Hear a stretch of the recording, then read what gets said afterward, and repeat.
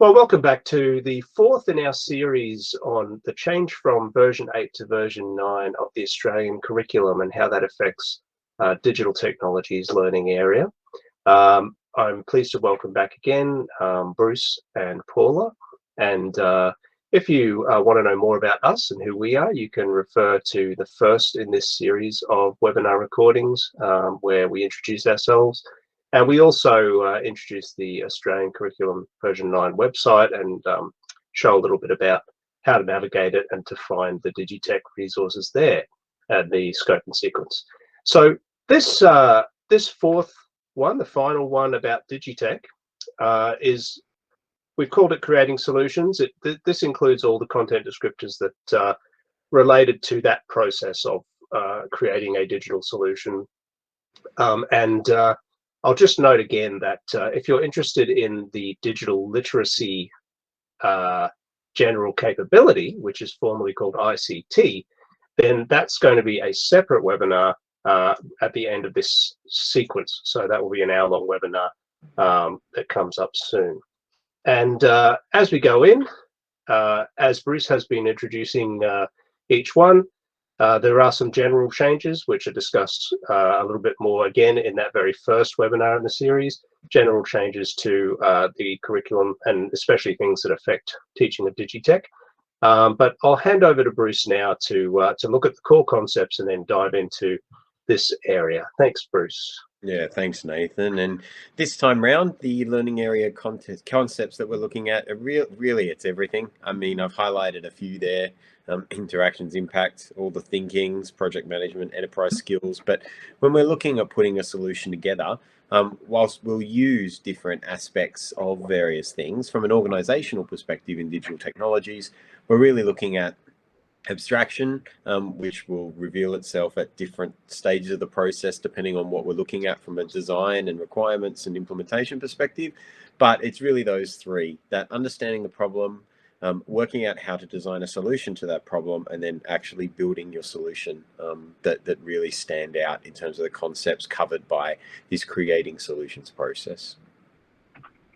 So the focus here is on what's actually happened. There's been a reshaping of both specification and the impact concept, which is really largely about evaluation of digital solutions. There's been an increase in the strength of the link to digital literacy in the collaborating and managing aspect of the curriculum. Clearer expectations for exactly what implementation should look like in each of the year levels have been specified, and we now have debugging and testing explicitly called out in implementation, whereas in version 8 of the curriculum, if you wanted to understand what the debugging or testing expectations were when students were writing code, you really had to look back at the algorithm's content description to get a sense of what the broader debugging / testing expectations were for the whole band level. So let's talk first of all about the big change that most people see very, very quickly when they look at version 9, and that is reference to user stories. User stories have been identified as a way of helping students define the problem before they go into the designing of a solution, and that starts as early as years 3 and 4, and that's really been sort of picked up from agile project methodologies and has been identified as an accessible and useful mechanism for helping students understand the requirements of a problem. And so that's we'll talk a little bit more about user stories as we look at some of the elaborations and specifics in content descriptions, but that's a significant change because the language has really moved away from that older language and terminology around functional requirements, non-functional requirements, to look at things more from the user's perspective. As well as that, we've got design criteria being called out a lot more throughout. So it's making sure that students are regularly referring back to that design criteria, understanding how they can constrain the nature of the problem they're working on, and then use the criteria that they've specified early on in the process to evaluate the effectiveness of their solution. And you'll see that that reference to design criteria now is consistent throughout the creating solutions process where it's used in each band level. If we then move to design, I mentioned in the algorithms webinar we did that we've separated out the general design statements. And so I'll just re-emphasize that here because that's relevant to this stage of the process. But the other thing that's really been highlighted is that students are expected to do multiple designs and evaluate alternatives as they're moving through the design process. And that was really only attached to user experience in version 8 of the curriculum, but the intention was that they would constantly be doing this across all of the solutions that they were designing. So that expectation's been made really clear now by having generating multiple designs and evaluating alternatives called out in a separate content description. When we look to implementation, I mentioned in the intro that debugging is now explicitly called out. And I think it's a really nice way of actually acknowledging that errors are a critical part of the process that students work through. I mean, if you've never written a bit of software with a bug, then you've not written any software that's complicated enough to actually be given the term software. So, I think everyone who has written anything in code has experienced debugging, and we really want to make sure that students are given that opportunity, understand that it's a critical part of the implementation process, and that as you write more complicated programs, debugging gets harder. So it's a skill you have to practice, and that practice should start out really early. We've also made sure that language around algorithms and data structures and how they relate to the solutions that students build are specifically called out. And what that does is it really emphasizes the relationship between how we structure our data, the algorithms that we design, and the fact that the solutions that we're building in digital technologies generally involve some sort of automation or programming. And it just ties those things together, specifying that, if you're not actually building something with code that has some sort of automated element to it, then you're probably not addressing the digital technologies curriculum. You're probably more working in the digital literacy, creating an asset type space. And we'll talk more about that in the digital literacy webinar, I think. Finally, impact. We've got a much stronger link to requirements this time around. So because we're using that common language right through the content descriptions, rather than trying to stuff a lot into the evaluation statement without actually making it clear what the relationship between the earlier stages of the process actually was. And there's been a significant simplification of the language as a result, because we haven't tried to build complexity with more words or broadening, statements that were made in previous band levels. Now we're able to just simply say, we want to link this back to our design criteria, and exactly what that looks like is going to be dependent on which band of the curriculum you're in, and that's all defined in the requirements section. Now, I mentioned the relationship to digital literacy in collaborating and managing. In our interactions or collaborating and managing thread in the curriculum, the skills that are expected to be demonstrated in DL across the curriculum are now being explicitly taught in digital technologies as part of the content. Note that that doesn't mean that we're expecting digital technologies teachers to teach the basics of how to use Word or anything like that. But if there is a technical skill that is a part of students being able to use tools effectively across the curriculum, then that technical element is now going to be taught as part of digital technologies. And the adoption of more agile approaches to project management is really evident throughout. And so that language is used when we talk about how students collaborate and manage the work that's occurring on a project where they're working alongside other students. So that agile language is present here, not just in the way we talk about requirement specification and evaluation of the solution's effectiveness. I've just realized, Bruce, that we may just want to define or maybe just give a little background of what agile is for people who might be new to that word before we continue. If we could do that briefly, do you think we could give a brief definition? So I think I can't remember whether there's a definition in the glossary for agile. Paula, you might remember as someone who did some work on the glossary. But yes, I'm not certain. I forget. One of the things I think that it is defined. one of the things I think really want to emphasize here is that we're not expecting teachers to adopt, all of the structures in a formal agile, a specific agile project management approach. So it's not like you have to go all in on Scrum or all in on Kanban boards or anything like that. What we actually want to emphasize is that idea that students should be, prototyping quickly, testing. It's that regular fail fast, respond to that failure, make the corrections, rethink the design, test their solution, generally just go through an iterative approach in their design. And you can step backwards and forwards through those formal processes, like you don't leave requirements never to return. If you need to tweak the requirements on the basis of your exploration of the designed solution, then you do. You go back and you redefine the requirements and you constrain them so that you have something that you can measure the effectiveness of the solution by. And that's really what we wanted to emphasize. So the references to agile are not intended to point you to a specific approach, but they are intended to say, be flexible, don't get caught up on the formal approaches to project management, encourage that, experimentation and revisiting of what a solution would look like with students. Yeah. Awesome.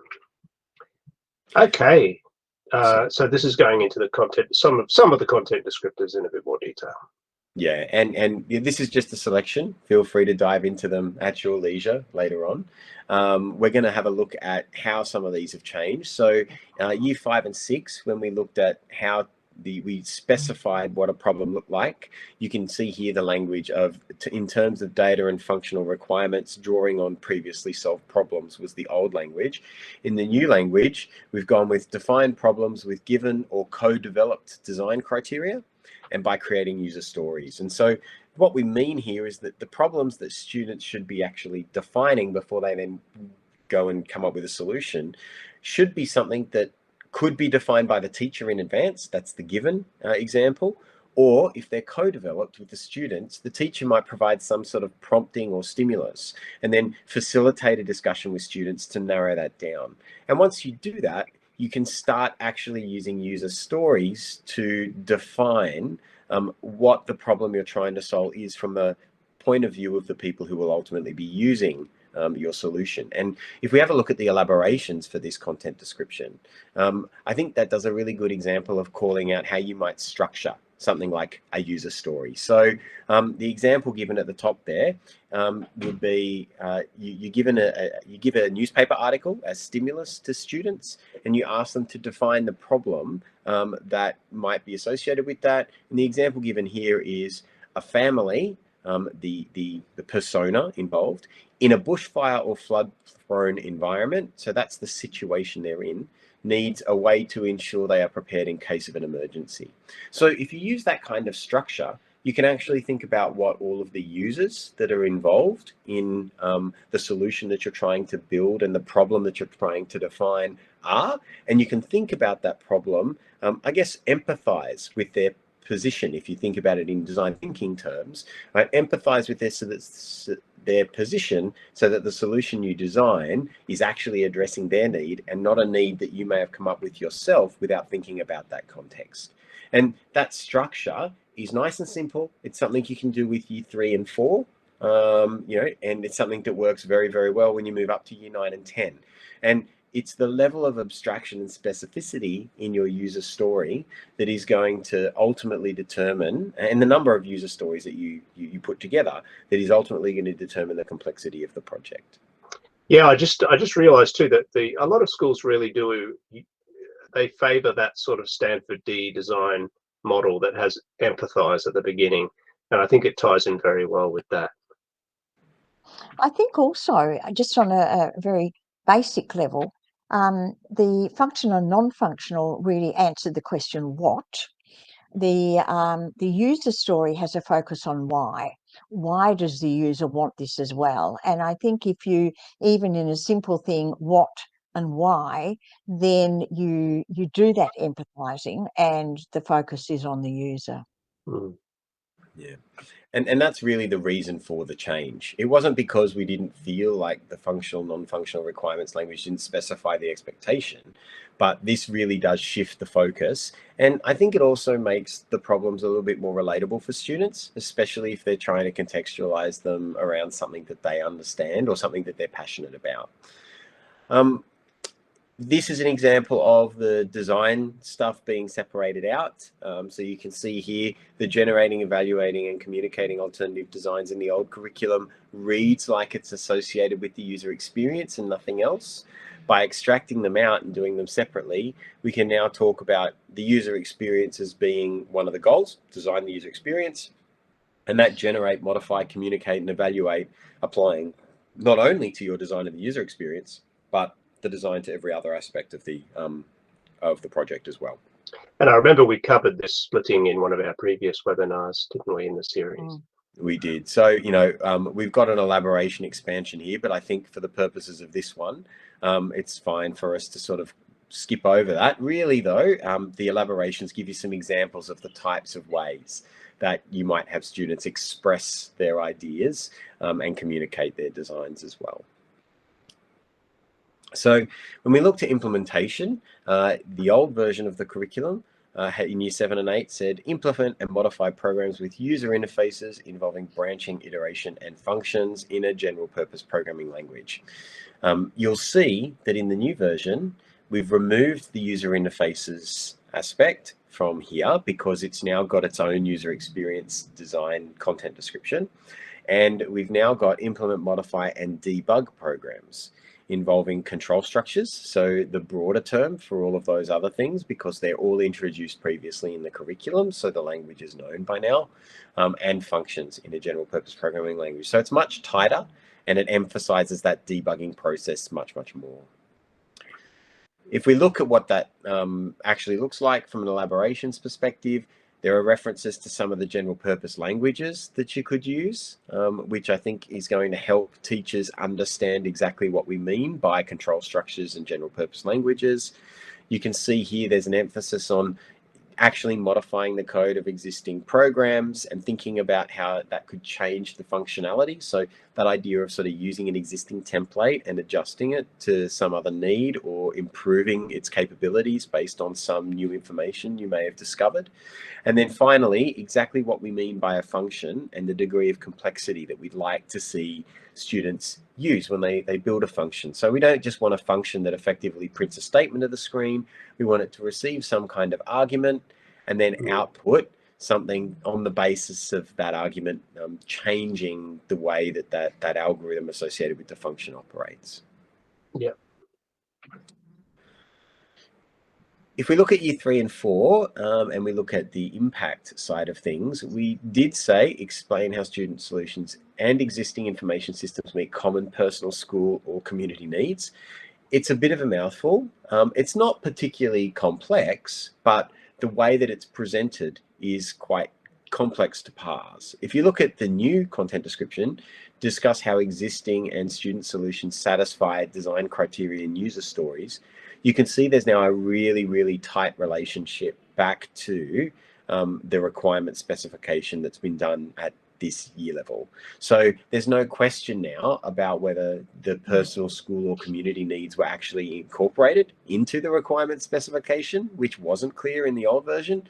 Here, whatever design criteria and user stories you've come up with when specifying requirements, they're the ones we're using for evaluation. So that's a really nice way, I think, of tying both ends of the process together. And we have some examples here of exactly how that works. And so, you know, these relate back to understanding how a user and why that user wants something to, why that user wants the system to do what it does, actually does or achieves that purpose. And that's what we're looking for here, right? I guess you can see how, and it might be an exercise you want to try with yourself. If you define a problem, then you should be able to then write a statement at the other end that says this is what that behavior should look like. And you can use that as a guide to say whether or not you've been successful in executing that requirement specification. Our final example, and I think this is a really nice demonstration of how language, tightening up the language has improved the messaging around a content description. So we've got here, you know, create interactive solutions for sharing ideas and information online, taking into account safety, social context, and legal responsibilities. And then paired with that was plan and manage projects using an iterative and collaborative approach, identifying risks and considering safety and sustainability. If we look at the new separation, you've got select and use emerging digital tools and advanced features to create and communicate interactive content for an audience. So that takes that interactive solutions aspect and really emphasizes the complexity associated with an interactive solution and who the audience for that should be. And then the second part simplifies the project management, because it says just use simple project management tools. And like I said, you don't have to be completely wedded to a single approach for all of this, but you want students to have the opportunity to actually do a little bit of planning, to do a little bit of tracking, and use that as a way of actually accounting for responsibility in a project and identifying risks that might come up as a result. So yeah, there's not a lot different at its core, but they're clearer in terms of what things are going to look like. And that's really demonstrated in the elaborations here. Because the elaboration, I think the one that I've got in the slides, Nathan, is on the project management tools. Yep. The elaboration gives some examples here about, for example, using GitHub for collaborative version control, making sure you've got clear lines of responsibility in your team so that people can be held accountable. And one example there uses a spreadsheet as a way of actually sequencing tasks and tracking when work is completed. So you don't need to go too far down the agile rabbit hole. You just need to make sure that the way students are using the tools that you've chosen reflect that agile methodology. Thanks, Bruce. Paula and I, so implications for Victoria. So yeah, I'm sure both of us were thinking about VCE applied computing when a lot of that project management stuff was in there. You know, those teachers of VCE applied computing would know that they have now begun to introduce Agile as an idea and as a particular project management tool or paradigm in the current study design. But a lot of what's in the problem-solving methodology still goes back to that earlier sort of waterfall model where you do everything in one big sequence. So I think as far as VCE goes, we're still we're sort of on the way. At least it does mention Agile. There is some connection there with what's coming in at 7 to 10. What do you think, Paula? I think I'm looking at the Unit 2 outcome, Unit 2 outcome 1, that has a collaborative, innovative solution, which I think just working with a team of people rather than independent, which everything else in VCE that has project management is how do you independently manage. So I think that the collaborative one is far greater opportunity to be able to apply an agile approach, because when you've got multiple people in a team, nothing is ever going to go to plan. So being able to constantly deal with greater range of variables is what we're encouraging the students to do. And yes, you're right, Nathan. If you follow the waterfall, which sort of follows, you know, your Gantt chart style, there's not a lot of opportunity to be recording or even planning for an agile approach. In units 3 and 4, in data analytics and software development, not only do students have to sort of plan, record and monitor, but they also have to make an assessment as to the effectiveness of the tool. And I think that's also very good in prompting the thought process about did I take a far too waterfall approach rather than an iterative approach or an agile approach in what I'm doing. So I think the name of the game is flexibility and students need to have the mindset and the tools to represent the toing and froing that they did in each of the tasks. So the second point there, how's this fit? Victorian teachers will be aware in the Victorian curriculum that ICT is not a separate capability, but is instead sort of intended to be embedded in other learning areas across the curriculum. So you'll still see content descriptors, for example, in maths that will say use ICT to do X, Y, Z, or in other subject areas as well. So the increased sort of connection in the Australian curriculum between the digital technologies curriculum and the newly named digital literacy capability may have some implications for what happens in Victoria and how we adapt that. And then the last one, the user stories. So I guess this is something that's definitely come in fairly fresh in the Australian curriculum, and something that will be interesting to see how Victorian teachers look at that as a kind of empathize part of a design thinking model. What are your thoughts on that one, Paula? Well, I do think, as Bruce had indicated before, that when you look from design and technologies perspective, they did seem to, or when I've listened to people present in that area, had a slightly different focus or perspective on design thinking, and that empathizing was quite a major feature in what they were doing. Whereas in Digitech, we were more focused on the functional and non-functional, even though we had user interface, it was still a more functional perspective rather than empathizing. So I think people, it will take a little bit of time for people to swing over to that term, but I think it fits in. It will be a nice connection, particularly in the F to 6 area, a nice connection with design and technologies for schools that are trying to put them into an integrated program. Yeah. Great. All right. Well, handing back to Bruce for the very last part, and then we'll be wrapping this up. Yeah, I mean, we've sort of talked about all of the issues, because I think that they are things that are going to be particularly interesting in terms of how Victoria choose to implement them. But the tighter links between specification and evaluation are only a good thing.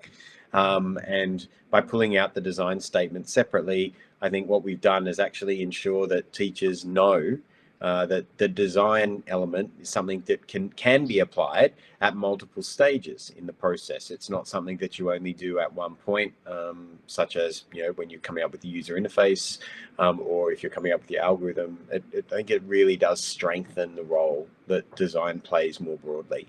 Obviously, we've had a bit of a discussion around project management and the agile approach and digital literacy.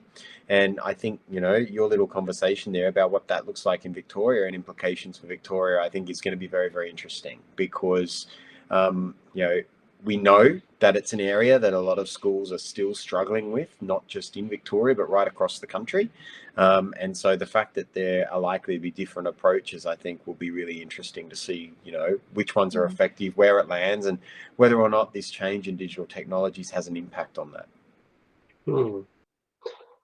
Okay, I'll just finish up with this, because our next session will be the final one on digital literacy itself, on that capability that's it's used to be called ICT in the Australian curriculum, and we'll see you back then. But I'd just like to give thanks to both Bruce and Paula for being part of this series of 4, and we may have a different combination of people at the last one. But thanks so much to you both, it's just been terrific. And sorry, Paula, you were going to say? I just said thank you, Nate. Oh, okay. No worries. All right. So thanks again, and we'll see you at the next one.